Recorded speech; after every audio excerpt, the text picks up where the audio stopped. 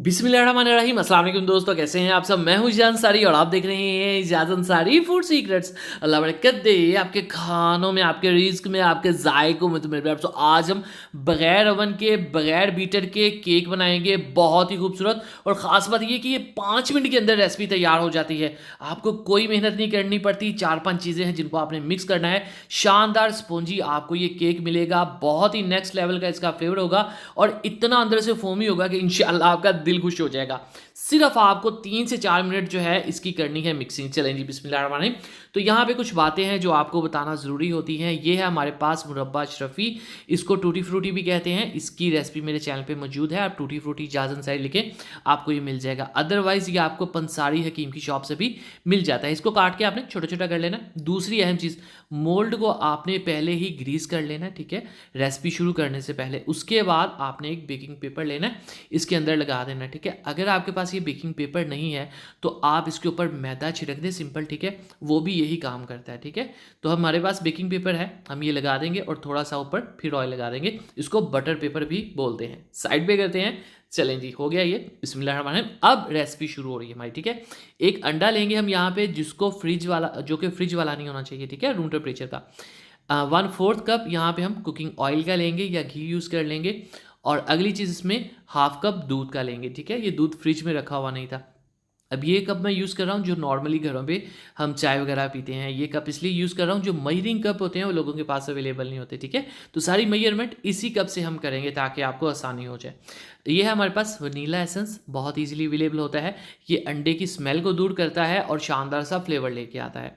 ये हमारे पास चीनी पीसी हुई हाफ कप लेंगे, वही कप जिससे हमने दूध ऐड किया था, ठीक हो गया। चलें जी, साइड पे करते हैं। अगली चीज़ जो इसमें जाएगी, उसको ऐड करने से पहले हम इन सब चीज़ों को अच्छी तरह से कर लेंगे मिक्स, ठीक है।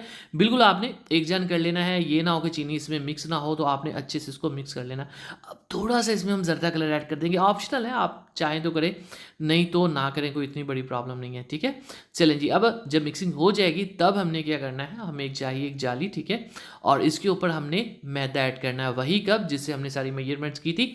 1 कप आपने मैदे का लेना है, ठीक हो गया। चलें जी, इसको करते हैं साइड पे। अब इसमें हम 1.5 टीस्पून ऐड करेंगे बेकिंग पाउडर की, ठीक है। ये बेकिंग पाउडर है, बेकिंग सोडा नहीं। और 1 से 2 चम्मच इसमें खुश्क दूध के, ऑप्शनल है, अवेलेबल हो तो ऐड कर दें, ठीक है।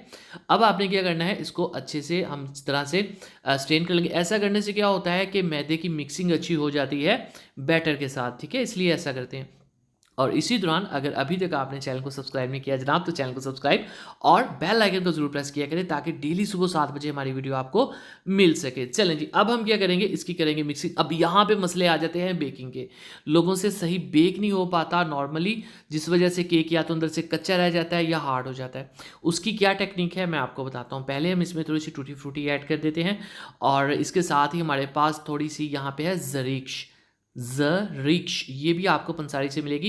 ये एक टाइप ऑफ मेवा होता है जो कि बहुत ही शानदार खट्टा मीठा सा होता है। इसका फ्लेवर बहुत अच्छा होता है। अच्छे से धोकर फिर इन चीज़ों को यूज़ किया करें, ठीक है। मैं बात कर रहा था बेकिंग की। अब हमने बगैर ओवन के बेक करना है, ठीक है।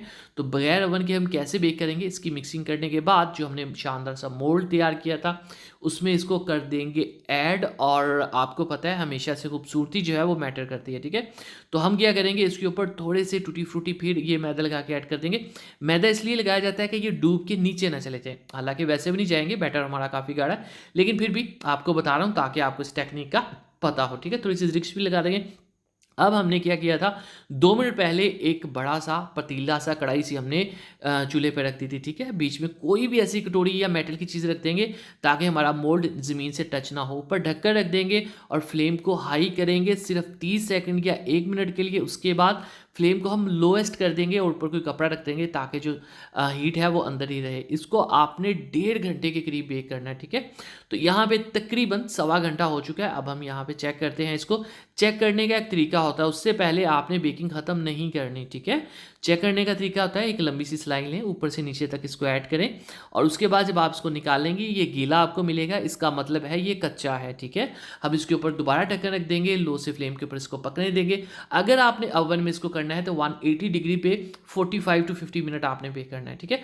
अब यहाँ पे इसको हम जब खोलेंगे तो चेक करेंगे ये सही है। याद रखिएगा इस रेसिपी में सिर्फ 2 से 3 मिनट की मिक्सिंग है, ठीक है। उसके बाद आपने काम नहीं करना, करना वो चूल्हे का काम है, आपका काम नहीं है।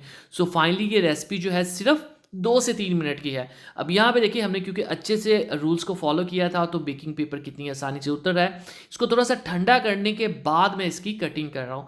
अब मैं आपको ये तोड़ के एक एक पीस दिखाऊंगा कि ये कितना स्पॉन्जी है, ये कितना सॉफ्ट है, ये कितना राइस हुआ है और ये कितना शानदार खुशबू आ रही है, मैं आपको अभी बता नहीं सकता। ठीक है, चलिए जी बिस्मिल्लाहिर्रहमानिर्रहीम।